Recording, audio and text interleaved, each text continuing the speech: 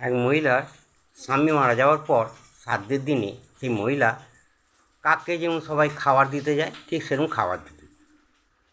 কাক আছে কিন্তু কাক আসছেই না। মহিলা যতই ডাকছে খাবারটা দিয়েছে, কাকটা কিন্তু আসছেই, কিছুতেই আসছে না। তখন সেই মহিলা ব্যর্থ হয়ে চলে যাচ্ছে।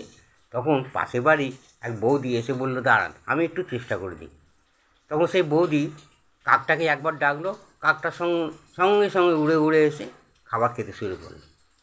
তখন যে মহিলার স্বামী মারা গেছিল সেই মহিলা রেগে গিয়ে কাকটার দিকে তাকিয়ে বলছে, ওহ সত্যি তুমি মরে গিয়েও তোমার এখনো স্বভাব পাল্টালো না। আমি একজনকে প্রশ্ন করলাম, মদ আর প্রেমের মধ্যে পার্থক্য কী? তখন সে উত্তরে বলল, মদ বেশি যদি ছেলেরা খায় ছেলেরা বমি করে, আর প্রেম যদি বেশি করে ছেলেরা তখন মেয়েরা বমি করে। পাড়ার পচাদা ডাক্তারের কাছে গেছে, গিয়ে ডাক্তারবাবুকে দেখাচ্ছে, দেখুন আমার গালটা ফুলে গেছে আর চোখের পাশে কালশিটে পড়ে গেছে রক্তে। তখন ডাক্তারবাবু তাকে দেখে ব্যান্ডেজ ফ্যান্ডেজ করে দিল, সমস্ত কিছু ড্রেসিং ফ্রেসিং করে দিয়ে যখন একটা প্রেসক্রিপশন করে দিল, সে তখন পচাদা বলল, কত ফিস দিতে হবে? ডাক্তারবাবু বলছে 500 টাকা।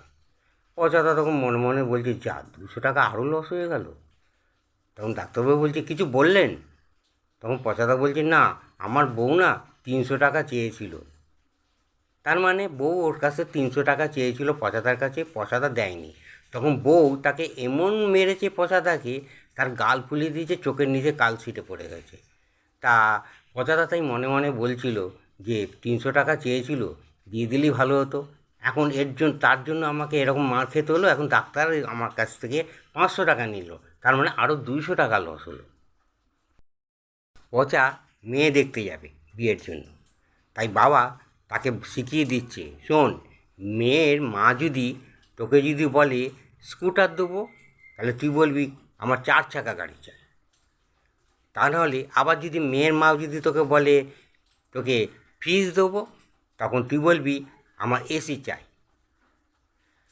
তারপর আবার এই কথাও বলে, মেয়ের মা যদি বলে তোকে যে বাড়ি দেবো, তখন তুই বলবি আমার বাংলো চাই। তখন ছেলে আর পারল না। ছেলে তখন বাবাকে বলল, বাবা তারা তো আমাকে মেয়ে দিচ্ছে, তা আমি কি তার মাকে নেব? ছেলে ছেলে ঝগড়া হলে বেরিয়ে যায় রক্ত, আর মেয়ে মেয়ে ঝগড়া হলে বেরিয়ে যায় গোপন তত্ত্ব। ট্রেন ছেড়ে দিয়েছে, ঠিক সেই সময় 3টে লোক দৌড়ে দৌড়ে আসছে ট্রেনটা ধরবে বলে। তখন ট্রেনের গার্ড করলো কি, কোনো রকমে 2টো লোককে ট্রেনের মধ্যে তুলে দিল, কিন্তু আরেকজনকে তুলতে পারল না। তো ট্রেনের গতিটা বেড়ে গেছে, এবার কী করে তুলবে? এবার ট্রেন চলছে। ট্রেন যখন চলছে তখন গার্ড সেই দুজনকে বলছে, আপনারা 3জন আসছিলেন, 3জনের মধ্যে আপনাদের 2জনকে তুলেছি, একজনকে আমি তুলতে পারিনি, কিন্তু আপনারা আমাকে একটু ধন্যবাদ জানালেন না? তখন 2জনের মধ্যে একজন বলল, দেখুন আপনাকে আমি ধন্যবাদ আমরা জানাবো কী করে? আপনি যাকে তুলতে পারলেন না সেই কিন্তু আসল যাত্রী ছিল, আমরা তাকে কিন্তু স্টেশনে ছাড়তে এসেছিলাম। একটি ছেলে মেয়ে দেখতে গেল। মেয়ে দেখতে গিয়ে ছেলেটি সেই মেয়েকে প্রশ্ন করল, তোমার কোয়ালিফিকেশান কী? তখন সে মেয়েটি উত্তরে বলল, MA IAS। তখন ছেলেটি এই কথা শুনে সে ভাবলো IAS, তার মানে খুব বড়সড় পড়াশোনা করেছে, তাহলে মানে অনেক উঁচু ধরনের পড়াশোনা করেছে। না, সে আর কিছু জিজ্ঞেস করলো না, সে ভয়তে সে যদি বোকা বেনে যায়, সে চুপ করে রইল। তারপর মেয়েটির সাথে সে ছেলেটির বিয়ে হয়ে গেল। এবার বিয়ের পর বর স্ত্রীকে জিজ্ঞেস করলো, আচ্ছা তুমি বিয়ের আগে একটা তোমার কোয়ালিফিকেশান বলেছিলে, সেটা মানে কি? তখন সেই স্ত্রী তখন বলছে যে MA, MA মানে ম্যাট্রিক ফেল। IAS, IAS মানে ইন অল সাবজেক্ট। এই কথাটি সেই বর যখন শুনল, সেই যে বেহুশ হয়ে গেল, আর তার জ্ঞান ফেরার নাম নেই। স্ত্রী স্বামীকে বাজার করতে পারেনি, স্বামী বাজার করে নিয়ে এসে ফেলে দিল। এইবার স্ত্রী সেই ব্যাগটাকে দেখে ব্যাগ বাজার সব বার করছে, দেখে টমেটোটা পচা।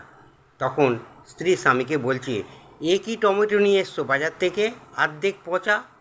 স্বামী বলছে, তা আমি কি করব, পচা তো আমি কি করব? তখন স্ত্রী বলে, তুমি দেখে দেখে বেছে নিয়ে আসবে তো? স্বামী বলে, হ্যাঁ, আমি দেখে দেখে তো বেছেই নিয়ে এসছি। তা স্ত্রী বলে, তা দেখে দেখে বেছে নিয়ে এসছো তো এরকম পচা বেরোলো কী করে? তখন স্বামী বলে, তুমি যেমন বেরিয়েছিলে। তার মানে এই বোঝাচ্ছে যে স্বামী দেখে দেখে অনেক ভালো বেছে বউ নিয়ে এসেছিল, এখন সে তার কাছে পচা বেরিয়েছে, সেইটাই মিন করে বলল। বউ তো রেগে একেবারে স্বামীর দিকে বড় বড় চোখ করে রইল। বিদেশে কোনো বাচ্চা ছেলেমেয়েরা খেলতে খেলতে যদি কোনো কারণে একটু চোট লেগে যায় তখন কাঁদতে শুরু করে দেয়।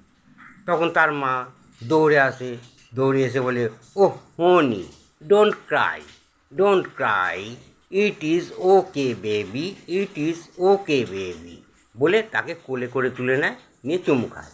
আর বাংলাদেশে যদি কোনো বাচ্চা এই রকম খেলতে খেলতে চোট লেগে যায়, সঙ্গে সঙ্গে তার মা দৌড়ে আসবে, এসে তাকে এসে বলবে, কুত্তার বাচ্চা, তরে আমি কইছিলাম না খাইয়া লইয়া ঘুমায়া পর, আর নাকি না ঘুমাইয়া তুই খেলতে গেছ বলে ধুমধাম করে মারতে শুরু করে দেয়। এই হচ্ছে বিদেশি আর বাংলাদেশের তফাৎ।